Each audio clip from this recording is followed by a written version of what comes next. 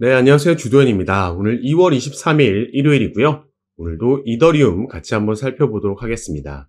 아무래도 최근 시장에서 가장 뜨거운 감자인 이 바이비트 해킹 사건에서 탈취당한 코인이 바로 이더리움이기 때문에 보유하고 계신 분들 걱정이 많으실 텐데, 일단 최근 차트를 보시면 해킹 사건이 일어나기 전에도 시장 흐름과 함께 최근 조정이 나오고 있던 이더리움이었죠. 그리고 나서 지금 위치하고 있는 400만 원대에서 지지라인 만드는 작업이 들어가고 있습니다.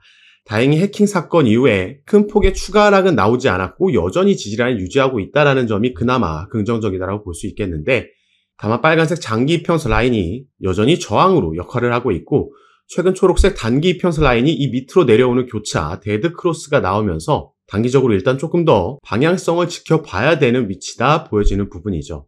그런데 해킹 사건이 나오고 나서 어제 대략 3% 정도 반등하는 모습이 나와줬고요. 그래서 여기에 대한 재료부터 같이 한번 살펴보도록 하겠습니다. 그래서 상승의 배경은 바로 해킹을 당했던 바이비트에서 이더리움을 대규모 매입하면서 가격 방어를 해냈다, 이렇게 볼 수 있는 거죠. 그리고 이 바이비트 CEO 같은 경우에는 이 해킹 당한 이더리움에 대해서 롤백을 통해서 조금 더 복구하려는 의견을 내놓은 바가 있습니다. 그래서 이 내용을 같이 한번 살펴보도록 할 건데, 자, 바이비트 CEO 벤 저우가 최근 발생한 이 해킹 사건으로 인해 도난당한 이더리움을 회수하기 위해서 블록체인 롤백 가능성을 시사했었습니다. 자, 이건 이더리움 블록체인을 해킹 전 상태로 되돌린다라는 거죠.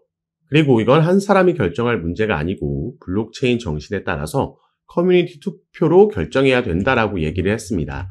그리고 코인게이프에서는 이번 논의가 2016년도에 발생했던 DAO 해킹 사건 당시에 이더리움이 6천만 달러 규모의 이더리움을 도난당한 이후에 블록체인을 롤백했던 전례와 유사하다라고 설명을 했죠.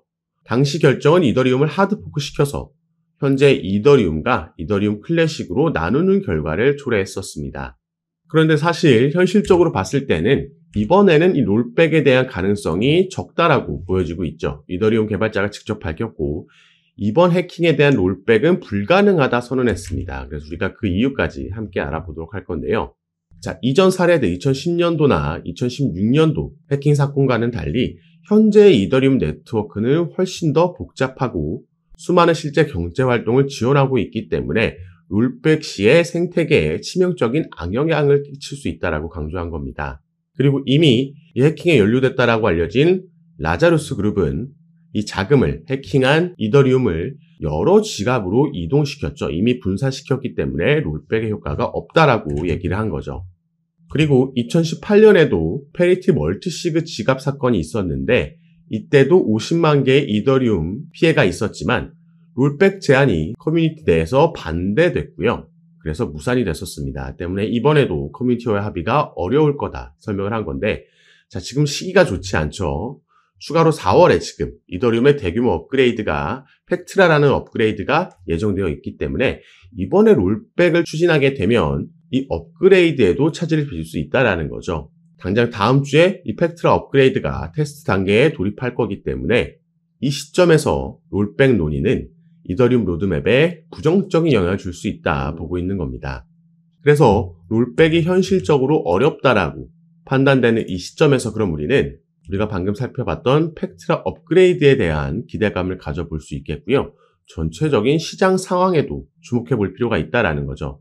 자, 점점 비트코인에 집중되어 있던 자금이 알트코인들로 분산되고 있는 게 확인되고 있고, 이건 직관적으로 우리가 거래량을 통해서 최근에 확인할 수가 있었습니다. 자, 역사적으로 반복됐던 이 코인 시장의 사이클, 강세장 2017년도와 2021년도를 되돌아 봤을 때 비트코인이 먼저 상승력을 보여주고 나서 그 이후에 본격적인 알트 시즌이 왔을 때 시장이 전체적으로 상승하는 모습, 신고가를 기록하는 모습이 나왔었는데, 이 알트코인을 움직이는 그 대장주가 바로 항상 이더리움이었다라는 거죠.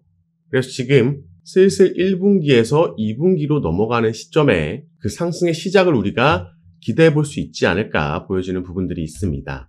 일단 최근 이런 악재에도 불구하고 이더리움은 이 400만 원 지지 라인을 지켜주는 모습을 가져가고 있고요. 아까 말씀드렸듯이 거래량도 슬슬 알트코인들 쪽으로 이동하고 있는 게 나타나고 있습니다. 자금이 이동하고 거래량은 알트코인들에서 높아지고 있다는 거죠. 자, 이런 시점에서 시장이 전체적으로 또 한 가지 주목하고 있는 게 바로 미국에서의 금리 결정입니다. 현재 시장의 예상으로는 대략 2분기 첫 번째 FOMC 회의 때 이때는 다시 한번 금리 인하로 돌아설 수 있지 않을까라는 기대감을 가지고 있고, 또 아까 우리가 살펴봤던 팩트라 업그레이드도 4월로 예정되어 있죠.